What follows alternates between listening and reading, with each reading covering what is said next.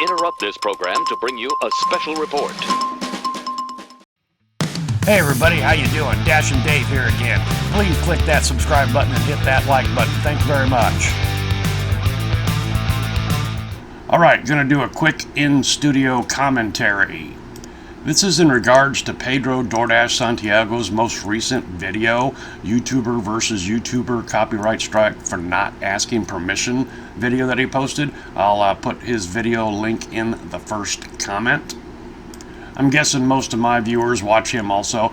In a nutshell, he used another YouTuber's content in a very small manner during his gig conference, and it was like a 6-hour video. Apparently YouTube flagged his use of another content creator's art in his video. Where I stand on this comes down from many decades ago. One of my favorite rock artists, Tom Petty, fought for years for artistic rights versus the record companies having the rights. And even today, a lot of that's going on, and this is the contracts these people sign, where they don't actually own their own music. About 10 or 15 years ago, I was pretty heavy into the flight sim game and a little bit in the community. I did a little bit of scenery creation. I never created any planes, but I learned a lot about copyright rights in that era, where basically anything you create, you are the owner, you are the artist. There was a lot of freeware out there, you know, free planes and free scenery, and everyone always included in their notes, and I did too, no one else was allowed to take that and then upload it to a site for sale. The original content creator, that is their art. Doesn't matter if it's digital, physical, musical, or whatever. As the content creator, they have the first and final say on how their art is distributed. There's a very popular YouTube channel out there about music, rock music, and the person that runs this channel will talk about how the song was created, how it was performed, the nuances involved with the music and the art and the lyrics, and a great many times, and this has been a thorn in his side, he cannot collect the revenue for certain videos because enough of the song is in the video, it gets flagged by the YouTube algorithm, and therefore the revenue from this video goes to the original content creator. The owner of this channel has even gone so far as to testify before Congress, arguing that he should get money for producing these videos using another artist's work because, quote, if they didn't watch my video, maybe they'd never learn about the song. Well, that's possibly true too. But it's not your art. You're making money, you want to make money off another individual's creation, and that is wrong. A couple years ago, I was flying my drone out around a lake and crashed into a tree. It was a pretty spectacular crash. About a month later, an individual got a hold of me who makes drone crash compilation videos and asked for permission to use my drone crash in his upcoming video. He explained right up, he goes, I give full credit in the video descriptions. I'll have your channel name, I'll have a link to your channel, I'll have a link to the specific video. May I use your video clip?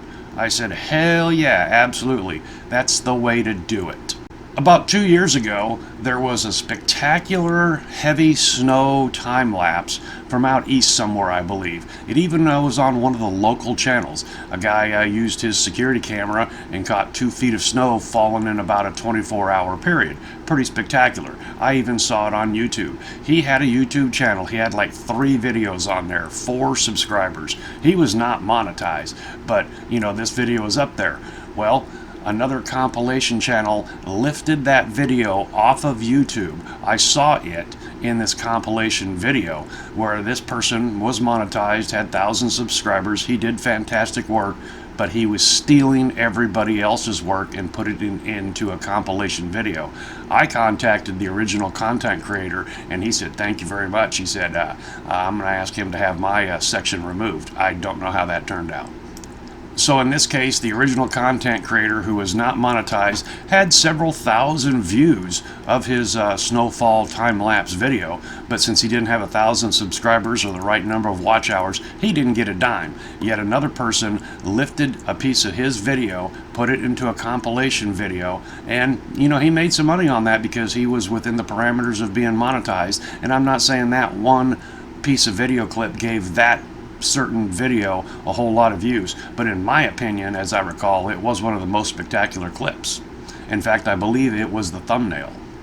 In my opinion, this compilation video creator stole the other video owner's art. Back to Tom Petty. Played Des Moines, Iowa, and I recorded some of his songs and I posted it to YouTube.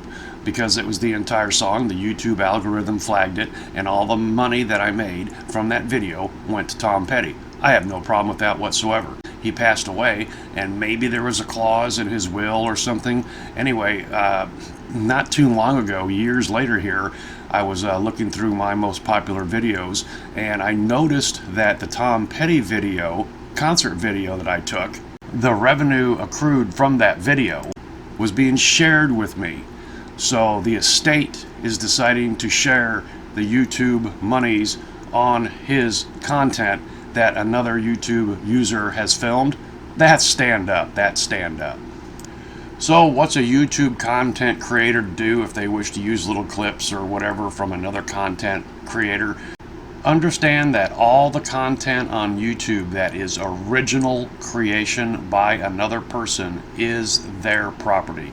They don't have to state it contrary to popular belief.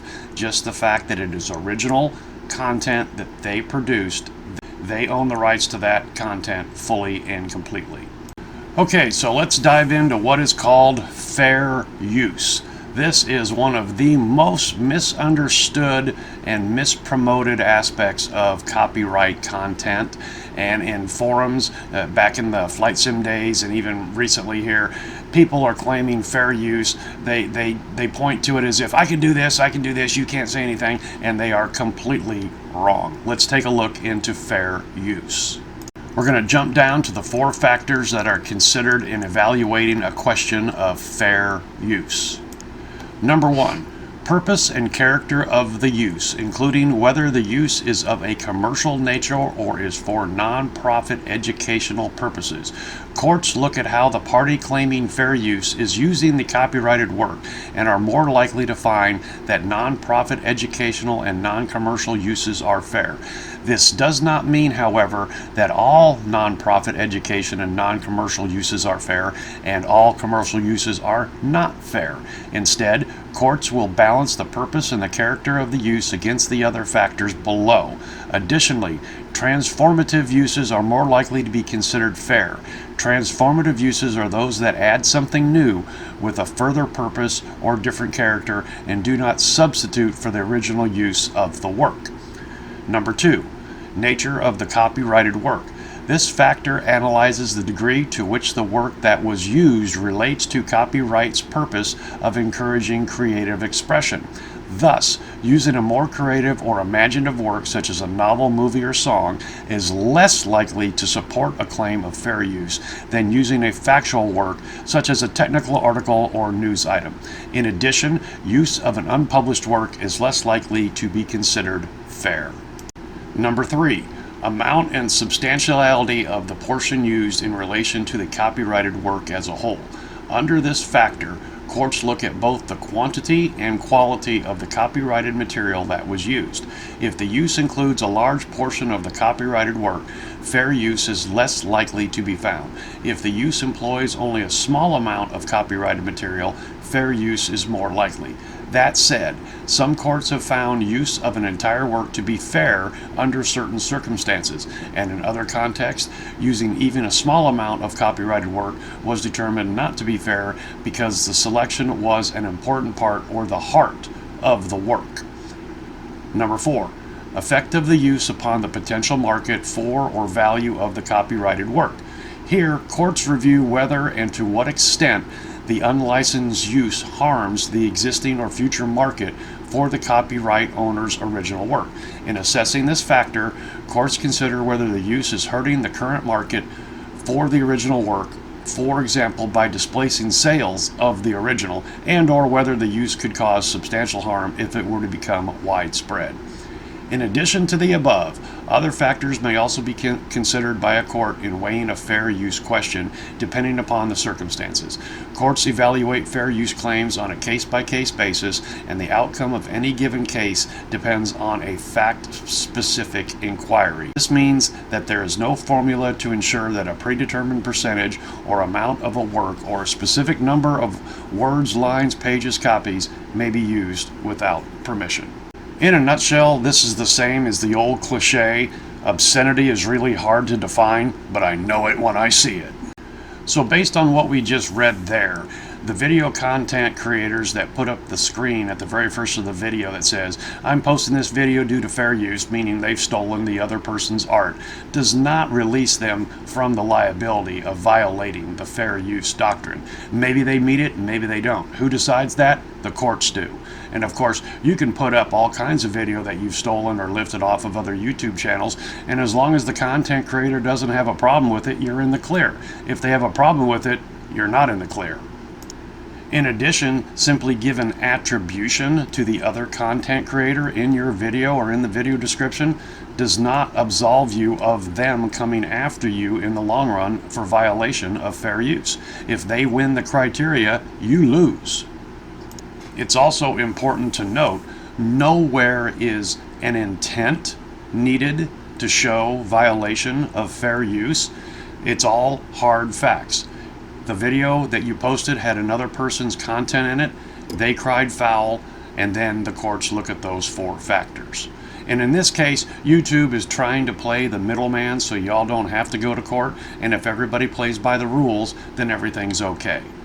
So, in this situation with Pedro, the other person has requested that he edit out that little piece that had their content in it. If he does that, it's over, it's said, it's done. My suggestion is to not ever use another's content in your video without their permission. That covers the bases. If they say no, then you don't use it. And if your whole video is based upon their work, then you're really not coming up with anything original. Now in Pedro's case, with this other video content creator, it is a self-defense style YouTube channel. My guess is they're very, very protective of their content, and that probably could be for legal purposes and so on. And the fact that the content was in another video not related to self-defense, that somebody could take it the wrong way, yada, yada, yada. It's their intellectual property, it's their art, and they're protective of it, and that's okay. You have the exact same rights with your content. So, did Pedro do anything wrong? No. No, he did not. Up until the point that the other content creator said, "I don't want to be involved with your content." Alright guys and gals, that's all I've got for you today. Hopefully you can take something from this video and put it to use for yourself. Thanks for coming along for the ride, and hope to see you next time.